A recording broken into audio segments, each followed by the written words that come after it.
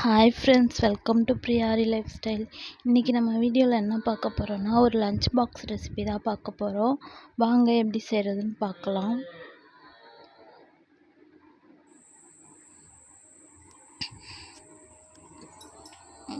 இன்றைக்கி என்ன ரெசிபினா, fried rice தான் செய்ய போகிறோம்.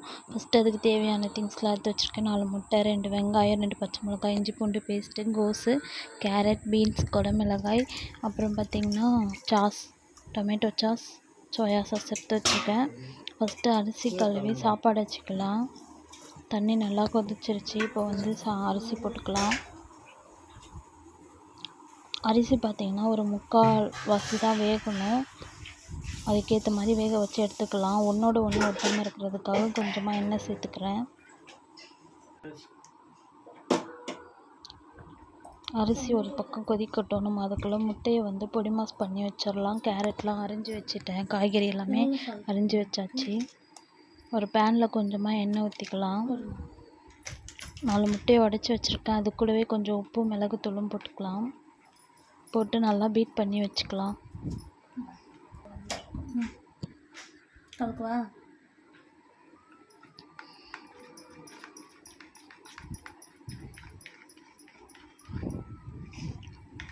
நல்லா பீட் பண்ணியாச்சு.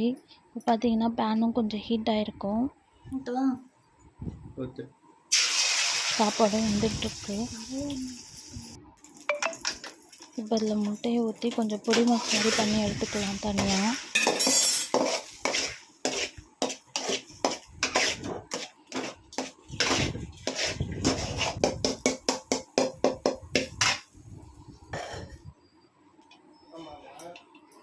முட்டை நல்லா பொடி மாஸ் மாதிரி பண்ணியாச்சு. இப்போ அதை ஒரு பிளேட்டுக்கு மாற்றிக்கலாம்.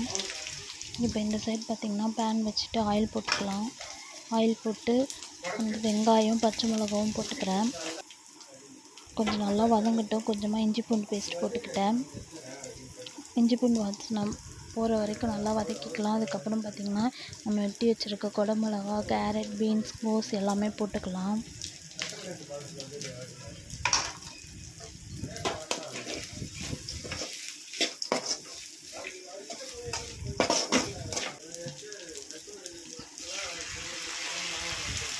காய்கறிலாம் கொஞ்சம் நல்லா வதங்கட்டும். அது கூடவே பார்த்திங்கன்னா ஒரு ஸ்பூன் சோயா சாஸ் போட்டுக்கிறேன். ஒரு ஸ்பூன் வந்து டொமேட்டோ சாஸ் போட்டுக்கிறேன்.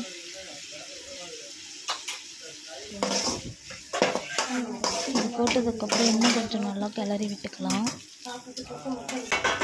இப்போ பார்த்திங்கன்னா பொடி மாஸ் பண்ணி வச்சுருக்க முட்டையை இது கூட சேர்த்து நல்லா கிளறி விட்டுக்கலாம்.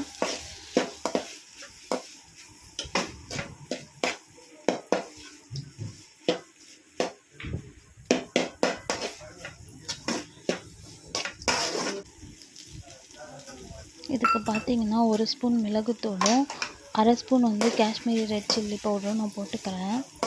இது போட்டதுக்கப்புறமும் நல்லா கலந்து விட்டுக்கலாம். இது கூட சால்ட் ஆட் பண்ணியிருக்கேன். அந்த கிளிப்பு வந்து கட் ஆகிடுச்சு. எப்படியோ நீங்கள் ஆட் பண்ணிக்கோங்க. அதே மாதிரி சாப்பாடு வடிக்கும் போதும் கொஞ்சம் உப்பு ஆட் பண்ணிக்கோங்க. இப்போ காய்கறிலாம் நல்லா வதங்கி வந்துருச்சு. இது கூடவே வந்து ரைஸ் போட்டு மிக்ஸ் பண்ணிக்கலாம். நல்லா கலந்துட்டு பார்த்துன்னு போடலாமா?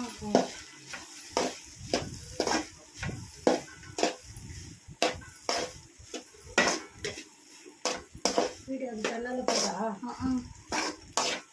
ஸ்டாண்ட் வச்சு நல்லா ஈவனாக மிக்ஸ் பண்ணிக்கணும். அவ்வளோதான் முடிஞ்சிச்சா? அவ்வளோதான் முடிஞ்சிச்சு.